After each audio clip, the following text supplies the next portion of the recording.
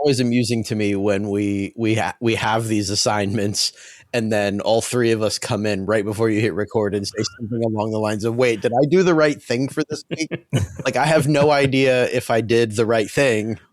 Well, I'll go ahead and toot my own horn for once and say that I believe I'm the only member of this podcast who legitimately did not do the right thing once and who had to wing it on the fly because I wrote for an entirely different episode. I don't remember which one that was. I was going to say, either. the fact that I can't remember which episode this is probably tells you how good your improvisational skills are, which means you're probably too good to still be here on the Fairly KickAss podcast.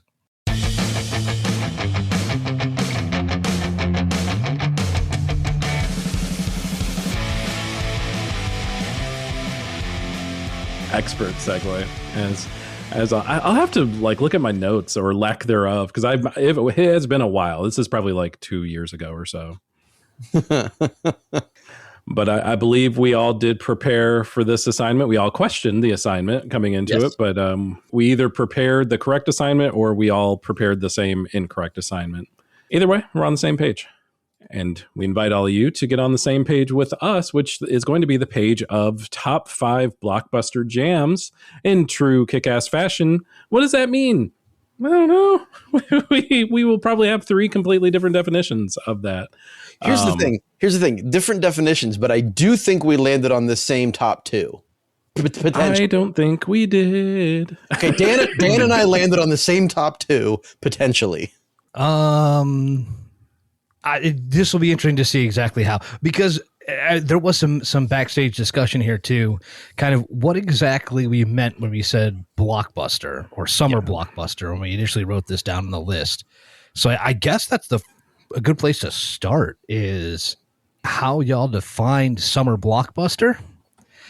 And then I'd like to talk about some timing.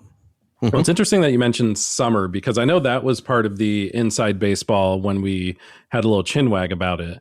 And I wasn't sure where I was going to land in terms of like the timing of releases. Accidentally, 3 of my top 5 are summer. Well, 4 of my top 6, I'll get into it in a minute, are summer movies or close to summer releases. And the other 2 are very much not. So, still blockbusters, but just not summer blockbusters.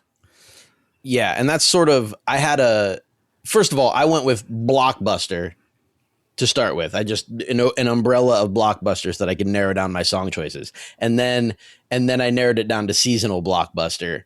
And therefore, all of my top 5 that we're going to talk about today are summer blockbusters. So I did land in the same vein, but my expanded list, my top 16, I have a top 16. My top 16, there are a couple of holiday blockbusters, as in released in that end of November through December. I got one of those too. Yep. Okay. So maybe we didn't land on the same things because I took those 2 things into account and definitely kept my stuff to summer releases. And because now this is sort of what I also kind of do for a living on the side, I looked at my Blockbuster. I had my list, and then I went, how do I narrow these down a little bit? And looked at if everything I was picking made at least 100 million at the box office, because that would definitely, I think that's a pretty decent like measure for quote unquote blockbuster. And 14 of my 16 do, and all 5 of the top 5 do. So I feel like I got there, but I also wanted to kind of put something else in there, and it may fit there, but like not just be a song from a big movie, but be a song from a big movie that had success elsewhere. Like there is no question you have heard my entire list. Ditto. Because you at some point couldn't get away from these songs. Yes, ditto. Ooh. I will say that for sure for 4 of my 5. One of them, I think it was a minor hit. So I'll say probably to definitely on my list. But the other 4 are bona fide for sure. This might be the first top 5 where we're all sitting in the same ballpark to do this. Because usually when we come together for stuff like this, it literally is a I would say 70-30 or 80-20 chance that we have 3 completely different lists because we have 3 completely different ideas about what this list should be. Yeah. Well, I think Jay, you alluded to this, like, as even our somewhat different definitions of blockbuster, like there are still some meat and potatoes here. Like there are still some that are like absolutely yes, and there are still some that are absolutely not on the list, even if they're great songs from a great movie. Like it, by no definition of blockbuster does it qualify. And I have a couple of those in my honorable mentions too. This will be fun. Yeah, I'm excited. Do either of you want to dip a toe in first, or should I? Do you want us to do like normal and tap dance while you pick up a batting order? Oh, I was just going to wing it this time. For once. All right, I'll launch myself into it then. Yeah, I'll go ahead. So I'm going to lead off with what I think is probably one of the strangest and most beautiful examples of a soundtrack giving a song a second life. It existed before Batman Forever, but the film's huge summer presence made Kiss from a Rose unavoidable. It turned its mysterious waltz-like sway and dramatic vocal build into a majestic pop moment. It was a major pop moment. What makes it great is how unlike typical superhero theme it is.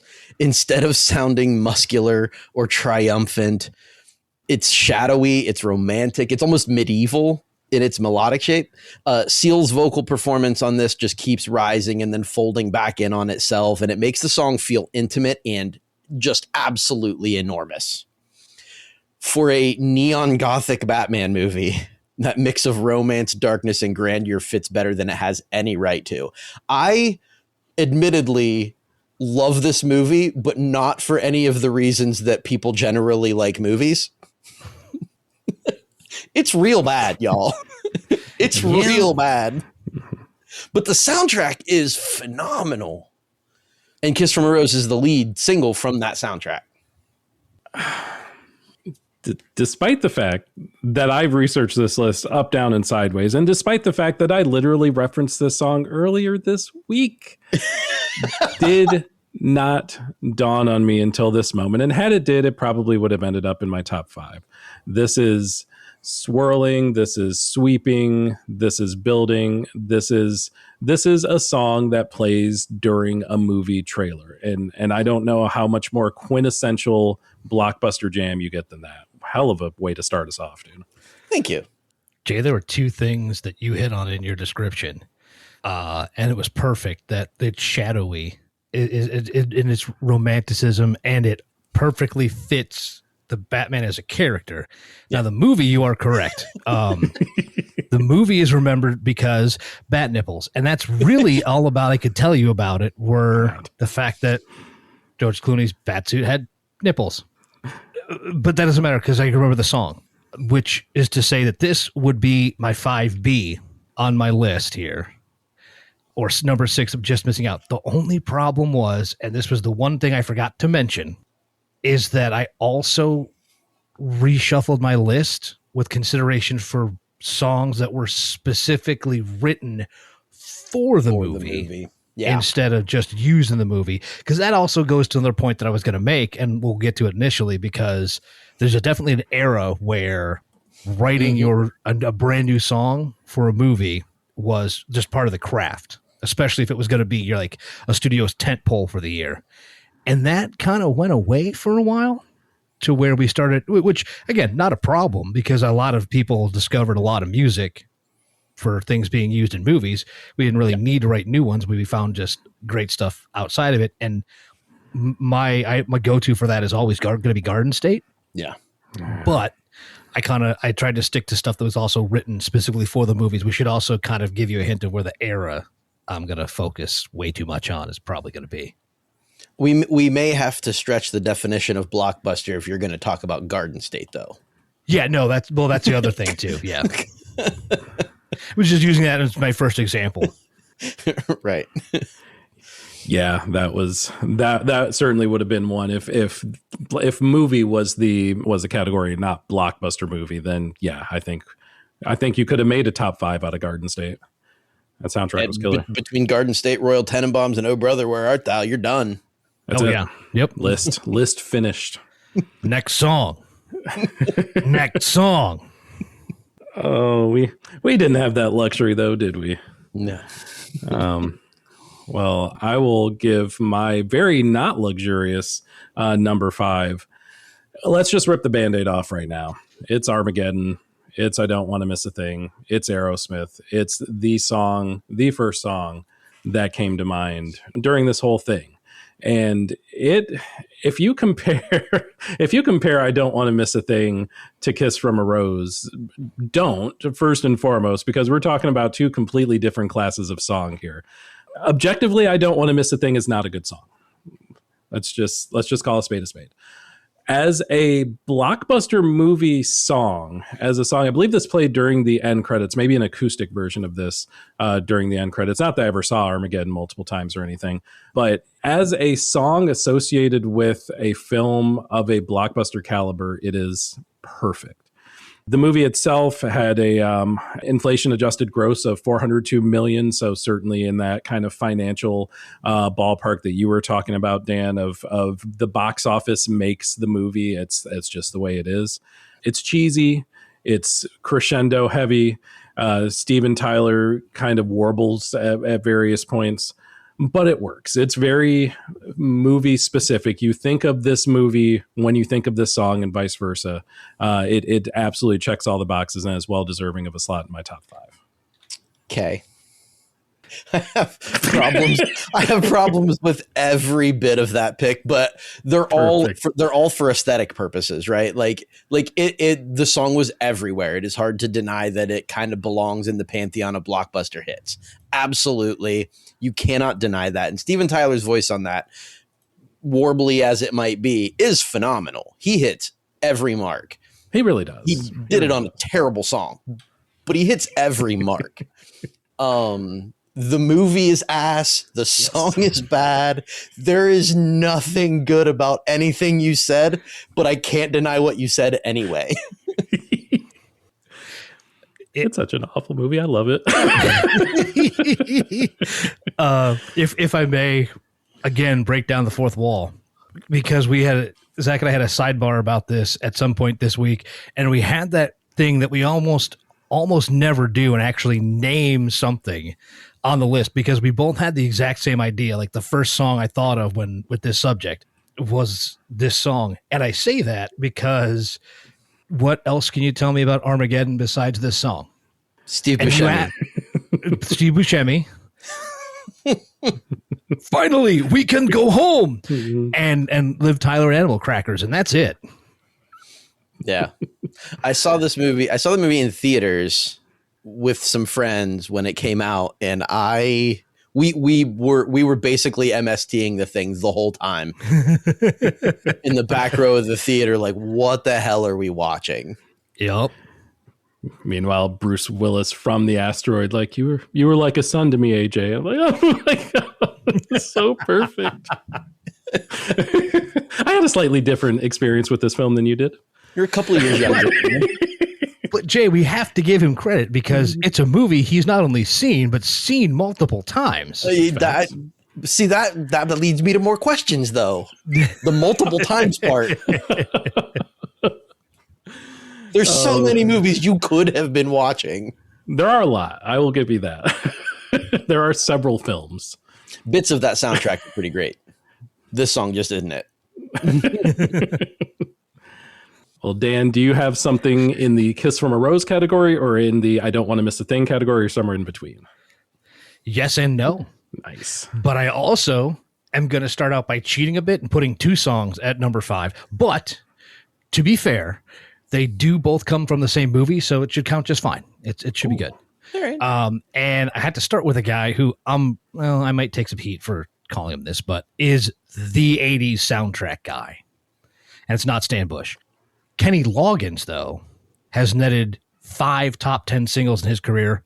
4 of them were soundtrack hits. So, of course, Danger Zone has to make the list. But I also wanted to add in Take My Breath Away, Berlin's far and away biggest song of their career, as part of that Top Gun album, which is one of the heavier stacked soundtracks of the blockbuster 80s. I'll admit the beauty of this list is that I don't need to say a whole ton about the composition of all these songs, even though my compatriots are going to do a much better job. So You can fast forward through me until you get to their dulcet tones. But you absolutely know all these songs. Really, all I really should have had to do, I could have just easily walked away and just done Danger Zone. And we immediately picture Tom Cats in Flight. But more importantly, these songs led the record to become a perfectly preserved artifact of the mid-'80s.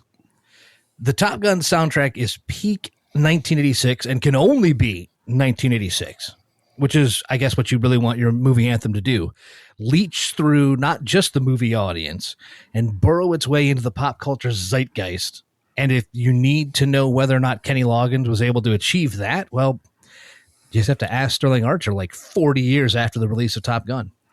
Danger Zone. Again, I feel like Take My Breath Away should have had that same status that Danger Zone has, but Danger Zone especially is certainly in that class where you see a clip from the movie, that song plays in your head, you hear that song and you see a clip from the movie. They're kind of tight at the hip. Oh, you just need to hear those opening notes and immediately like a jet just roars across the screen of your brain. Brain screen. 3 up, 3 down so far. Yeah. It's like those are kind of bread and butter, and those were number 5. So I feel like, barring any curveballs, I think we may have hit this assignment right on the head for once. Barring any curveballs or significant overlap. We'll see how this goes. We'll see. There may already be some. Maybe. Jay, hit us with your potentially overlapping number 4. My number 4 is a masterclass in early 1990s R&B ballad construction. It begins with spoken tenderness and gradually opens into those impossibly smooth Boys to Men harmonies, building from heartbreak into full emotional surrender on End of the Road from Boomerang, if you didn't remember that, July of 1992. The song's connection to Boomerang helped launch it, but its power came from how universally it feels. That's not a sentence. I need to rewrite that. The relationship is over. The singer's feelings are not. Structurally, the song keeps returning to that aching central idea. It lets each vocal run deepen rather than decorate the pain. And it became one of the defining soundtrack smashes because because it sounds both immaculately produced and genuinely wounded.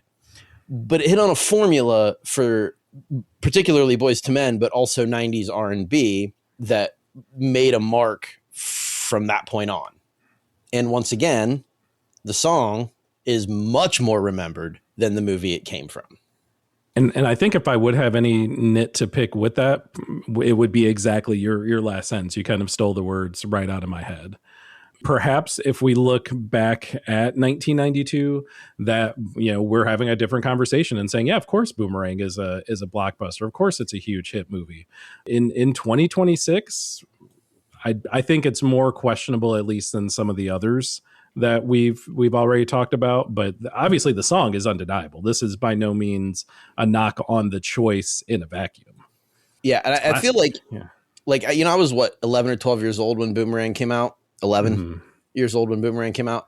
And it was a fairly popular Eddie Murphy vehicle. It definitely was like a hyped movie for that summer. Like I remember seeing it all over the place. I watched it on, you get those, this is going to date us significantly, but you'd get those like free HBO weekends and it would play on a freaking loop that summer. Like it was just everywhere. I guess that fall because it was still in theaters over the summer, but the movie was not a flop. It's a decent movie. It's not a fantastic movie. It's a good movie, but the song is just so much more iconic than the movie it came from. Yeah. And to your point, it does fall in that, I would say, still falls in that blockbuster because it did do 131 million worldwide. Mm-hmm. Yeah. In $1992, I assume that's what that. Yeah. Yeah. If you look at the adjusted, it falls right between the Wolverine and Pokemon, the first movie. So take with that whatever you will. Yeah, it certainly, if I think my criteria was maybe a little bit higher in box office dollars, but by no means is that a knock again on the pick or the movie or obviously the song. Undeniable choice. Unfortunately, I said at the same thing that Zach did. It didn't come up in consideration because I completely forgot it was on the Boomerang soundtrack. For sure. I was I don't know. My criteria for this list went back and forth so many times. Yeah.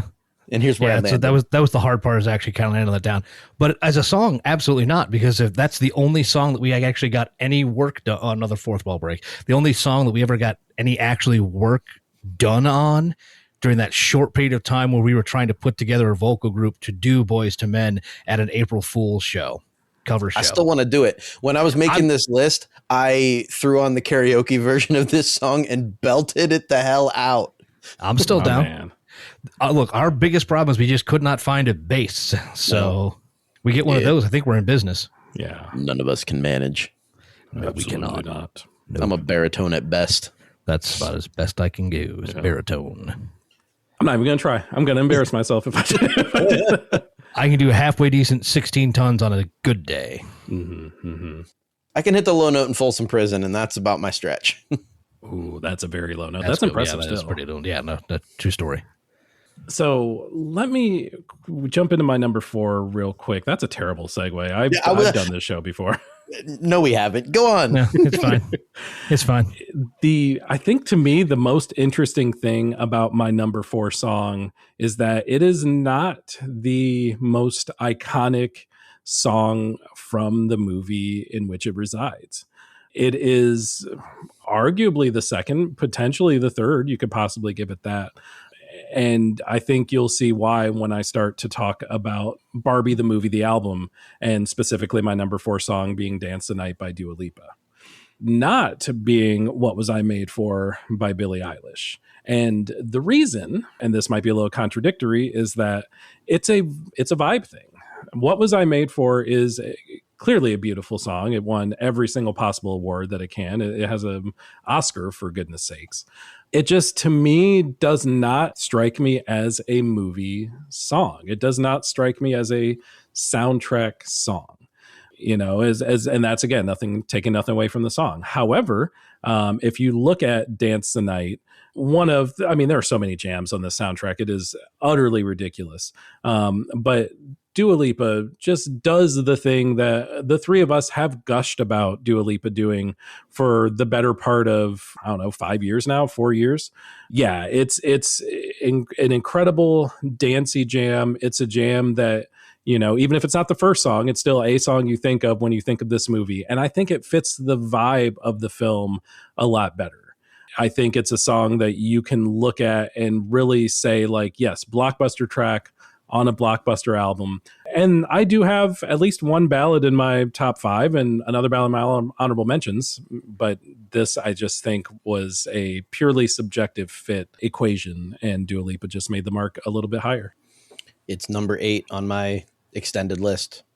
Yeah, I found that to be the cleanest modern example of a summer movie and a soundtrack single, like, boosting each other. For sure. I think the only other one on my list that does that is a little later. I have it at number 11, and that's Can't Stop the Feeling, Justin Timberlake. Mm-hmm. Because, that disco pop, it's Barbie's bright, shiny surface, but also the movie's like thesis of smile through existential crisis. Like that energy is all there in Dua Lipa's, and it's so good. That's the point I was going to make. It's it falls into our favorite category, the happy sounding sad song. I can't really say anything against it because I had it at 7 only because my brain was stuck in a form and it was really hard for me to break that form. But yeah, that's probably the most recent example I think you could say. Mm-hmm. And to go back to your comparison with What Was I Made For, I think the difference, and that sort of fits in my list better thematically, because What Was I Made For is a song for a scene. Yep. That's you know what I mean? Way to put it. Yeah. That is, and Dance the Night has that anthemic quality that it could be the thing that runs over, that fits anywhere in the movie, but also runs over those end credits to leave that impression that, yeah, on your way out, this is what we want you to make sure you take with you. With your empty popcorn box. Definitely take that out. Don't be a slob. Come on now. Clean up after yourselves in the theater. Monsters. Dan, does your number 4 song clean up after itself? Kind of. Just ban me from the show already, please. I'm going to go with it. I'm going to go with that. Do some quick edit. There's a time there is a time in American cinema and American music that was really defined by a single songwriter. Sure.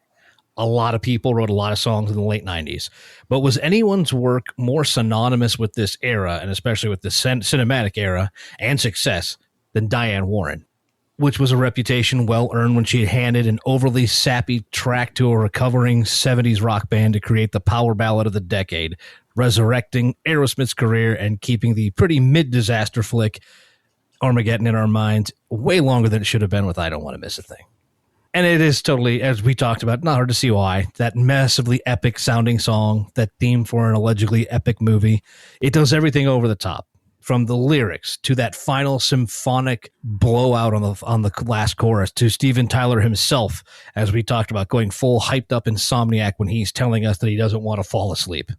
And the interesting part about this whole thing, to say whatever you want about the song, but despite their years-long track record of being rock hit makers, I Don't Want to Miss a Thing remains Aerosmith's only number one song on the Hot 100.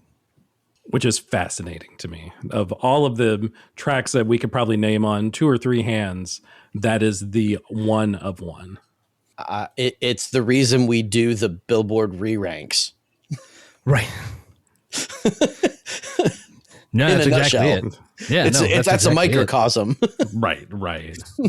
The fun part that I was curious and looking back, like they have top 10 songs, but they also kind of fall into a specific category aside from one. But I mean, Dream On, top 10.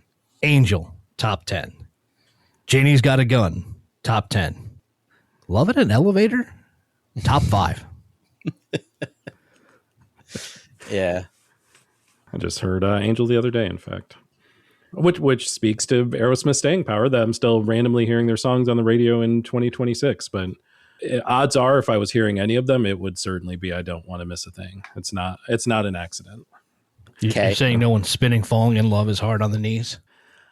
Not on my stations.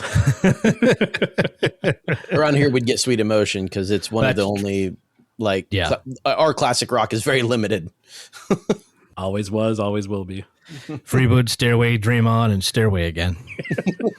Oh, you forgot Comfortably Numb. Oh, yeah. The jam. And if it's the overnight, you'll get YYZ. Yes. Jay, does your number 3 make you feel comfortably numb? No, there's nothing comfortable about my number 3, actually. My number 3 track is bigger, darker, and more enduring than the movie that carried it. That was a theme in my stuff, is it went beyond the movie that carried it, with the exception of my number 1 pick. And that is built around the solemn pull of Stevie Wonder's Pastime Paradise. Here's Gangsta's Paradise. Coolio featuring LV from the Dangerous Minds soundtrack in 1995. This track has the weight of a confession rather than a boast. Coolio's verses are direct, cinematic, full of fatalism, frustration, social pressure, and then the hook gives a haunted spiritual quality. As a soundtrack for Dangerous Minds, it did what the best movie songs do. It distilled the film's themes into something more powerful than a plot summary. And the song became a cultural event because it felt serious, accessible, and just unavoidable all at once. And again, lasted much longer than the movie. I think when people are seeing the video for Gangsta's Paradise, they're seeing clips from the movie and not realizing that that's what it is. Absolutely. I think those of a certain age, we have to explain why Michelle Pfeiffer's randomly in a Coolio video. Right. Yeah, absolutely. Completely. Also on my honorable mentions list for that reason. If you really just look at speaking of writing to a theme and it, like you said, encompassing that movie and a whole lot more. I mean, that whole third verse is devastating. Dude, it's so rough.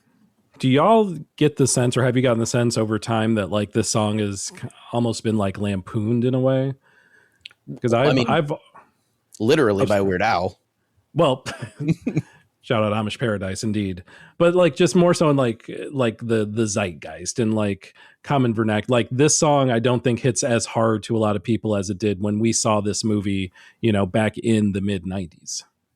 So you make an interesting point there, and I actually think it's Coolio's fault himself. And I think it plays into Weird Al a little bit because it was no doubt that it was a serious song. Like no one was ever going to have an issue with that part. But coming straight out and saying, no, this song is too serious. That's why I said no, or I thought I said no, but he did it anyway. So, good luck to him. I think that kind of changed some minds going, oh, you're going to take it that seriously, then never mind. And he played it too close. Yeah. Yeah. He played it too close to us. And he's even gone back and said like that was a mistake. I should have leaned into that when it came up. Yeah. And that was like something I actually learned that during his Hot Ones interview from, I don't know what, 8 years ago, whatever it was. Yeah, absolutely. But I also think the movie very much could very easily be lampooned into a product of its time that doesn't apply now, at least not nearly as much. Thematically it does, but it's very dated, the movie itself. Yeah. The song, I don't think is. I think the song stayed very relevant. No, I think it completely falls into what you're saying. It became bigger than the movie, outlived the movie. Like the movie itself is very, very 95. Yeah. But no, the song has just become timeless. And again, I was also surprised that because of that, we don't think of Dangerous Minds in the Blockbuster, but it did almost 180 million. Yeah. Which is significant. True. So, and in a slightly different universe in which they wouldn't have been outbid, this song could have instead ended up on the soundtrack of Bad Boys. And I don't know if I would have liked that more or less, to be perfectly honest. Wow. Okay. I think thematically it landed in the right place. I think for one, it may have been taken a little bit less seriously if it was in Bad Boys. Yeah. Which I don't know if that's good. Yeah. I don't know if that's good or bad for it, but I don't know. You're right. It feels like it might have just been considered, it's just another soundtrack song, as opposed to the weight it actually does carry. Yeah. How about your number 3, Zach? Does it carry weight? Yeah.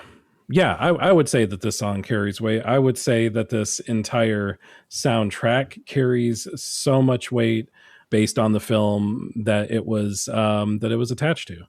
Back in 2018, we were pretty deep in the middle of the MCU evolution, so to speak. We'll call this phase 3 because I have no idea what phase this actually fell in on. This was probably the 79th movie in the MCU by this point. Kevin Feige was sleeping on literal mattresses made of literal money. And thankfully, because of all of this exposure and all of this budget, we got the absolute masterpiece of a film and soundtrack that was Black Panther. I could probably throw a dart at this playlist or at this track list, and I'd feel really good about whatever song I came out with. In fact, there were a couple that I went back and forth on, but I did eventually end on All the Stars. It is one of the earlier examples of the undeniable chemistry between Kendrick Lamar and SZA. You've seen it and heard it in Luther. You've seen it during the Super Bowl. You've seen it. It's there. They're stratospheric apart. They're a Jupiter together. Like they're undeniable. All the Stars, no exception to that rule, despite having come 7 or 8 years before where we sit today. It's hard to pick one of these tracks, but Kendrick comes with his trademark fierceness. SZA is just the perfect complementary voice, and both of them put in a performance vocally and lyrically that is befitting of a movie of the magnitude of Black Panther. I don't know that there's a better soundtrack. There's definitely not a better soundtrack in the MCU. Maybe you would give it to. No, I don't think I can think of a single one. Actually, Guardians of the Galaxy would be close just because it's all like the hits from that. You know what I mean? Like it's a retro pull in. Yeah. But no, I would agree with you. There's nothing close. Yeah. Guardians 1 is number 2. Black Panther by far number 1. Agreed. Yeah.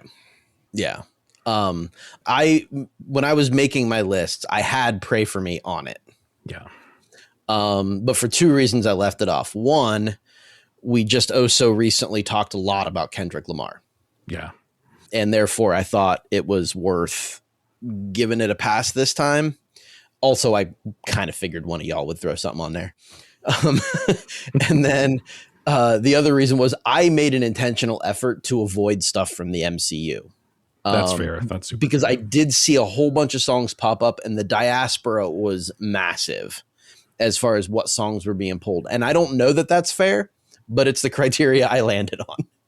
I think it's very fair. Like, it's the nice thing about it for me is, besides Black Panther and Guardians, like, most of the stuff that I saw from the MCU was all like scores. Yeah. And at that point, that was immediately disqualified. There have been great movie scores, sure, but that to me was not the essence of this assignment. So, I felt like I probably wasn't going to have a second one if I, picked this one. And it turns out I didn't. This was the only MCU song that I had as I'm looking through my list. Okay, no, I take it back. I did have two other MCU songs in my honorable mentions, but no others in my top 5.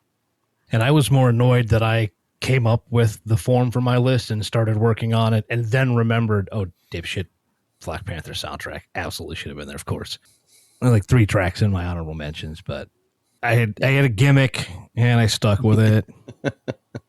You got to go with what you know, man. Yeah. And I know that you know your number 3. But we would like to know it too. No. Such a letdown after that, too. Because you know it. There's no need to describe my number 3. Literally everyone on this bloody planet has heard this track at some point, whether you liked it or not. And it's kind of like, I guess the biggest has to get a mention somewhere. To illustrate that cultural penetration point that I was also harping on, I still remember the goddamn baritone part from like sophomore year of choir. Number 3 is, of course, Celine Dion's My Heart Will Go On from Titanic. I didn't say I was proud of it, but I kind of, based on my numbers, it had to be there. I'm just trying to remember the song in choir. Did I skip that day? Maybe you skipped Titanic Day. I would have been all over it. You don't have to lean into your gimmick. You can circumvent your own rules. No. Because if you don't at least stick to your gimmick, how are you going to get over, man? That's the damn truth. This is, it's not to disparage Celine Dion, but Damn. Oh, fucking. Oh my God.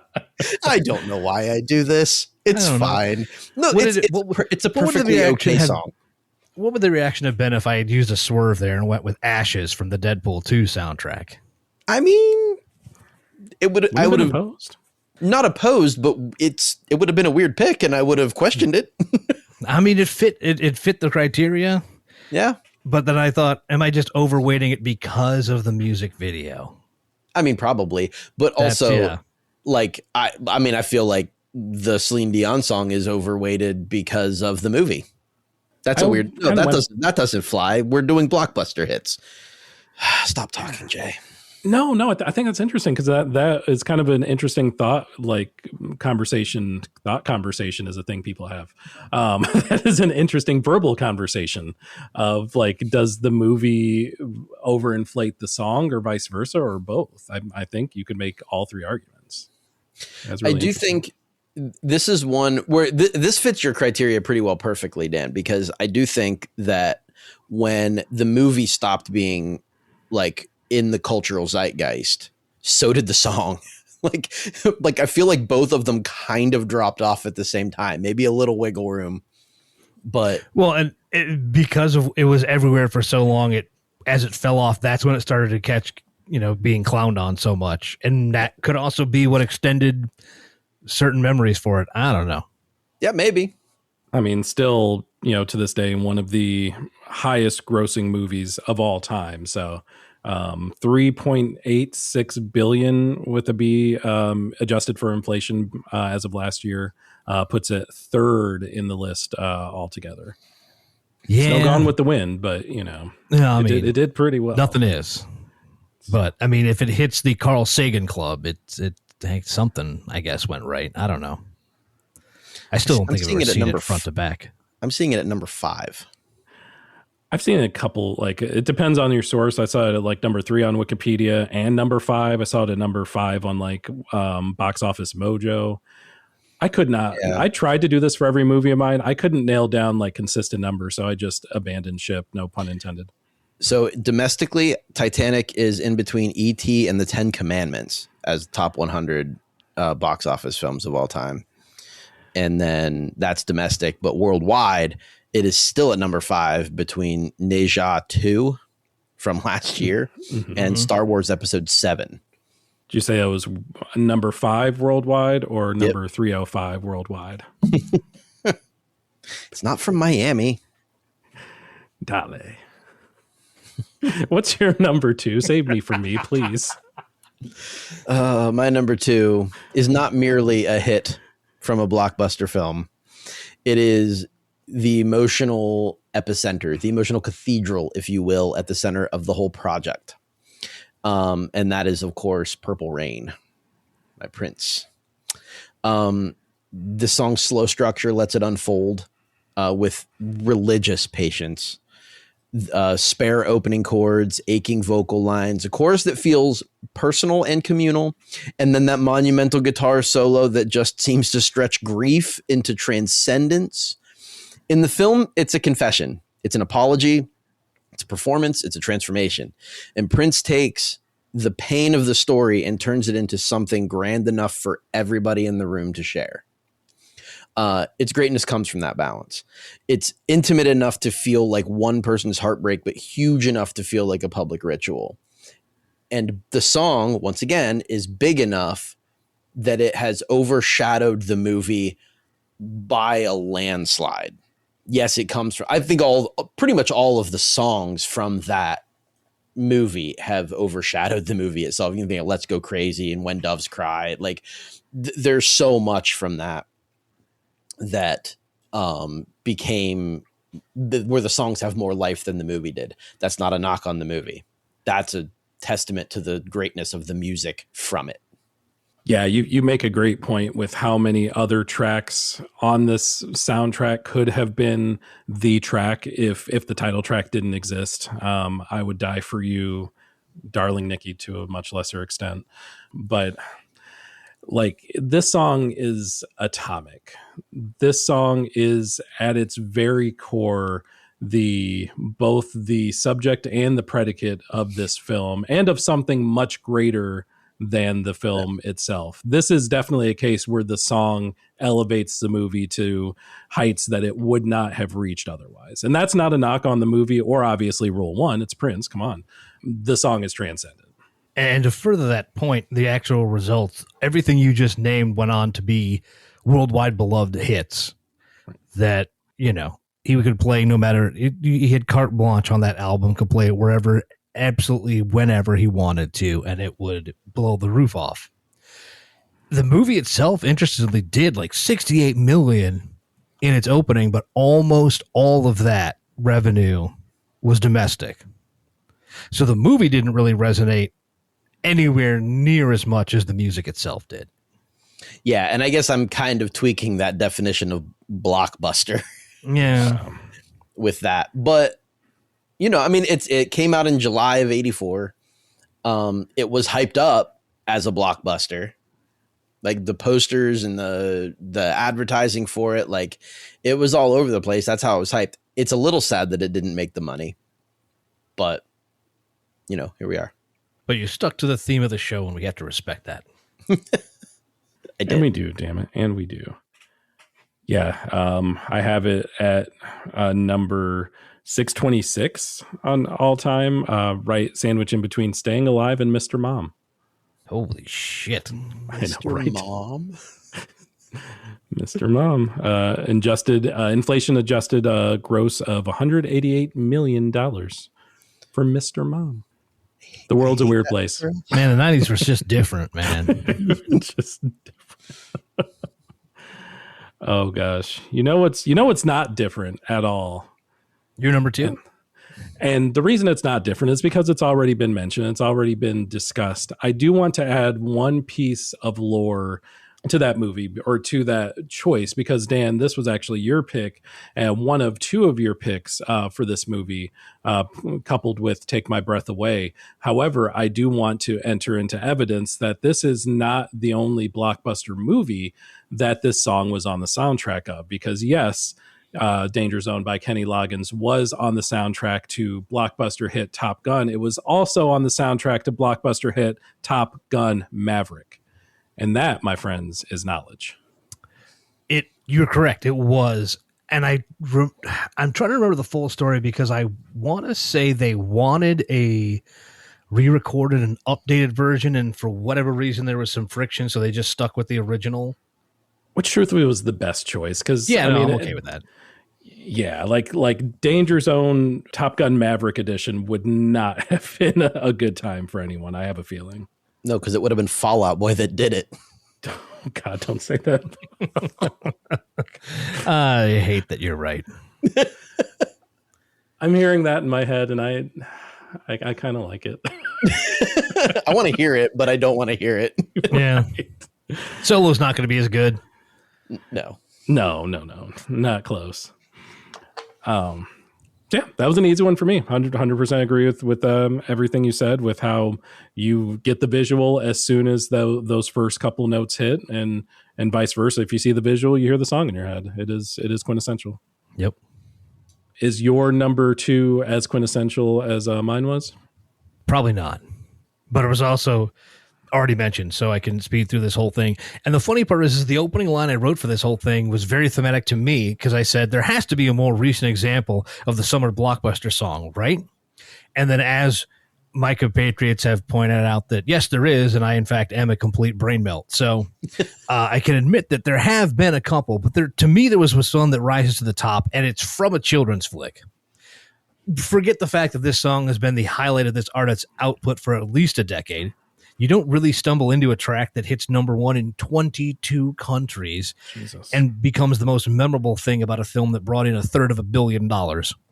So, just before Justin Timberlake torpedoed his career with Man of the World, he made the soundtrack hit to Trolls a worldwide sensation with Can't Stop the Feeling.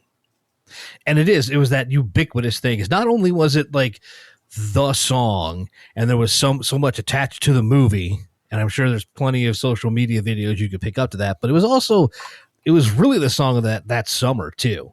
Like it just clicked. And that's what 2016 sounded, the summer of 2016 just sounded like. Remember being happy? Because it sounded really happy then. Even though it followed Happy from Despicable Me. Yeah. Yes, correct. Which is also an honorable mention, because I was like, I need one of these two to make it on there, and I don't know. Can't Stop the Feeling just hit harder for whatever reason. It's a better song. Yeah. Agreed. Happy might be equally as fun, though, at least. I would agree with that. Yeah, I remember this movie happened. I totally forgot until y'all said this, that Can't Stop the Feeling was on the soundtrack. It kind of eclipsed the movie big time. Yeah. And the movie did business, so. Yeah, it did. It pushed units for sure. Interestingly enough, based on a previous conversation we just had, Happy got the Weird Al treatment, while Can't Stop the Feeling did not. Yes, true story. That was also something like in my head too, because I don't hear Happy as much anymore. I hear Tacky to the point where, it was requested at a wedding I did, and then I seamlessly just mixed the last verse of Tacky into Happy. Well and done, it took sir. a good 20 seconds to get any kind of recognition. Nice. Very smooth. I love it. Maybe a future top 5, not top 5 Weird Al songs, but top 5 songs that Weird Al has parodied. Oh, okay. I like that. Yeah. Mix up the formula a little bit. If you really want to go deep into our fandom, and maybe around October, I will lobby for that. But top 5 Weird Al originals. Oh, I like that. I like that a lot. Let me add that to our list. And while I'm doing that, Jay, go ahead and hit us with your honorable mentions. So as mentioned, I have several, but I'll just burn through them real quick. So at number 6, I have the other song that almost made the cut from Purple Rain, and that would be When Doves Cry. But it's the romantic conflict, family damage thing in the flick. So I went with the other one. At number 7, I have Lady Marmalade. the Christina Aguilera, Lil Kim, etc. version from Moulin Rouge, because it's just massive and it's a bop. Number 8, as mentioned, is Dance of the Night. Number 9, I have Maniac by Michael Sembello from Flashdance, because obviously that song is pure kinetic energy, something almost athletic. At number 10, I have Can You Feel the Love Tonight by Elton John from The Lion King. It represents Disney's renaissance. It really did help prove that Disney songs could dominate both children's culture and mainstream pop. That's the song that did it. Number 11, as also mentioned and adjudicated by y'all, is Can't Stop the Feeling. Justin Timberlake. Yep. Cool. At number 12, just to troll Zack, I threw The Power of Love from Back to the Future by Huey Lewis and the News. You know what? It belongs here. It does, actually and I hate might it, belong higher. Not higher, but it does. Okay, let's just put it belongs here more than Back in Time does. Let's just agree on absolutely. that. Yeah, that's 100%. At number 13, I have Ghostbusters from, well, you got it. It's movie branding. It is pure pop pleasure. No notes. At number 14 is Eye of the Tiger from Rocky 3. And then at number 15 is Mrs. Robinson from The Graduate. That one I almost didn't put on this list at all, but it is one of the earliest examples of a rock era film song becoming bigger because of the movie's cultural moment. And then I would try to go for a top 15, but then I couldn't separate my 16 and 15. And I went with Live and Let Die, Paul McCartney and Wings. It's my just missed entry. And it deserves credit for kind of changing what a Bond theme could be, because it's not just suave or mysterious. It's explosive. It's theatrical. But it still captures the glamour and the danger of Bond. It just has McCartney's gift for melody, not just bombast. Yeah, no arguments on. I want to argue some of them at least. No, but I have no leg to stand on. But also put a pin in that top 5 Bond themes as a thing. Oh, did you not do that already? I thought we did, or we have it on the list. I think we did, because I remember talking about View to a Kill, and I cannot think of any other reason we would have done that. Okay. I'm not disputing it. My Swiss cheese brain probably wrote something for it, and I'm sure I said something very pleasant about Matt Monroe, but that's about all I could. Yes, actually, I think we did, because Tom Jones came up as well. Yeah. Yes, it did. Damn. Okay. As he should. I did not rank mine past 5, so this is just going to be a somewhat of a hodgepodge. And that way I get to just pick and choose what I want to talk about.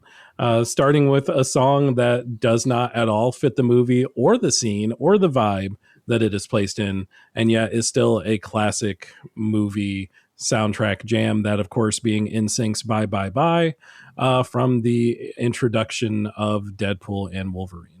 Yeah, it doesn't fit. But in Deadpool terms, it fits perfectly amongst all of the violence and gore and death and killing.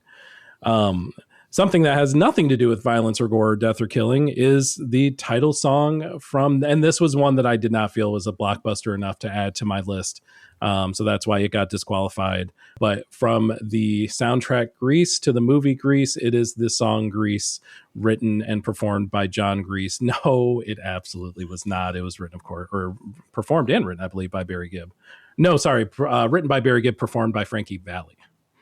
It's Grease. If you like Grease, you like the song Grease from Grease. Not much more to say about that. However, I do have more to say about a franchise that I did not ever expect to be talking about on this podcast, which is the Transformers series, which pumped out not one but 2 great jams, being What I've Done from Linkin Park and Monster from Paramore. Part of my qualifications was that Transformers was absolutely ass, and I was not putting it anywhere near my top 5. But also that, several of these songs, including, some of my honorable mentions, have been on their own albums as well.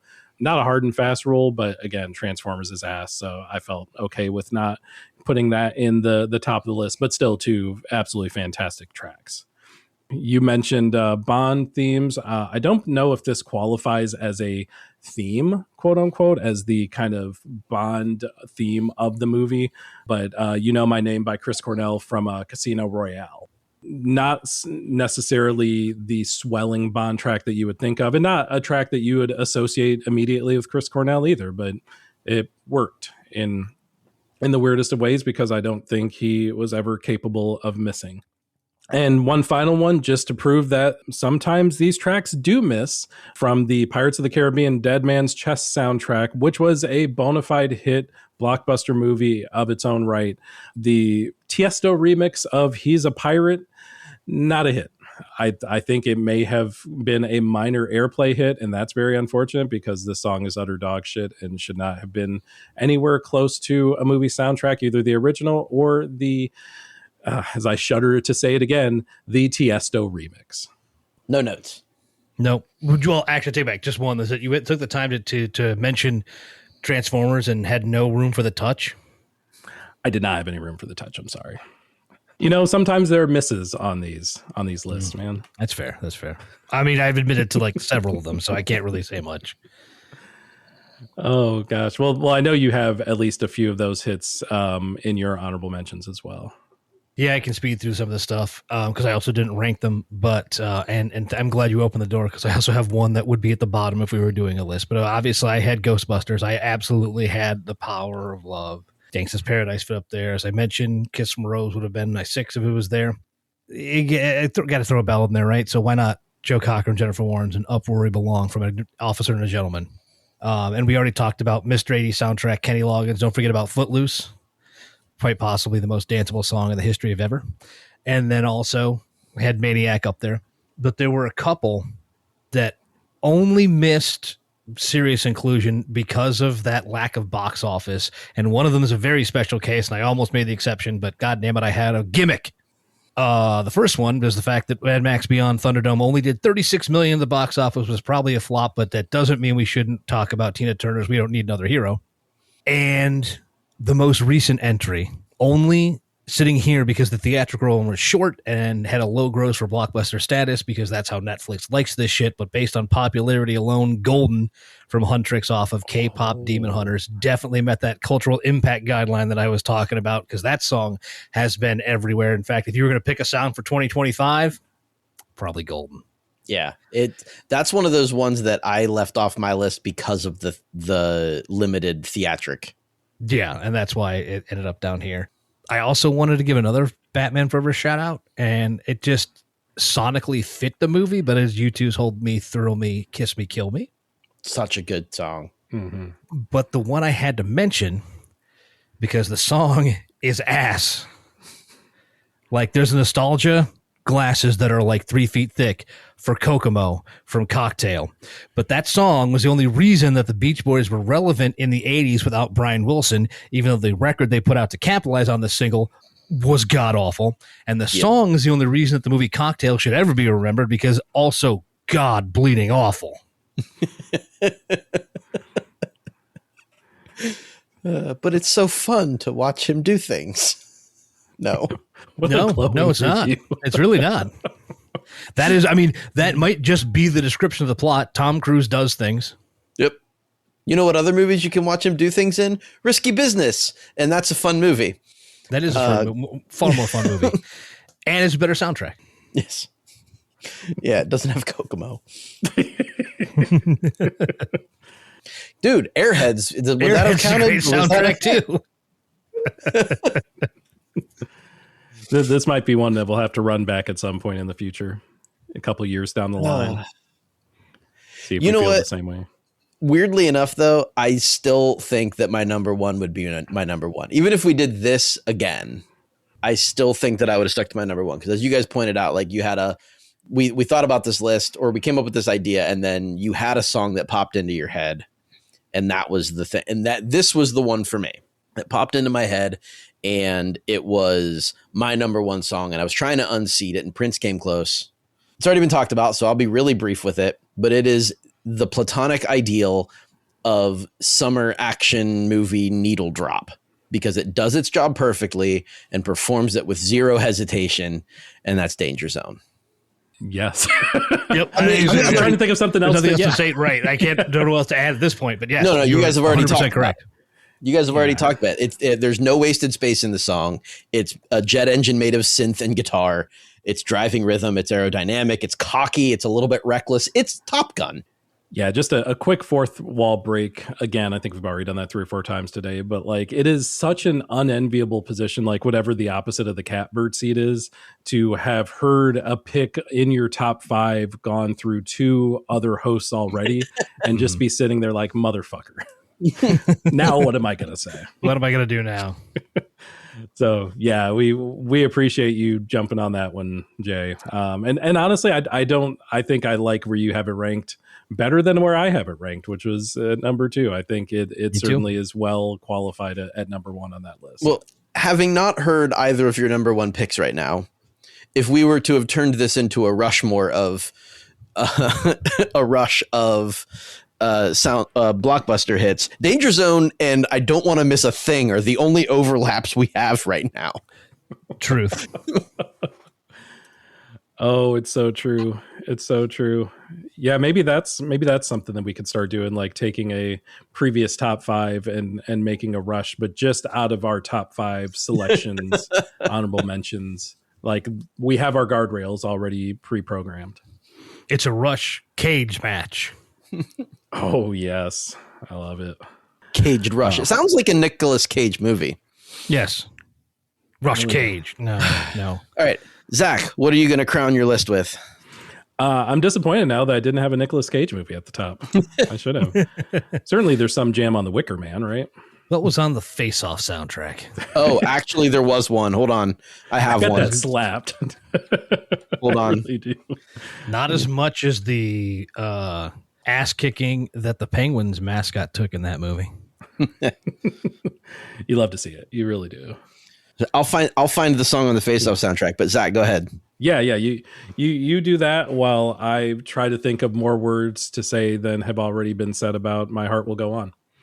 It is, and I recorded this on my phone, just like the voice to text, as I was driving just a few minutes ago, because I was going to just riff on this song. I thought, let me just have some notes.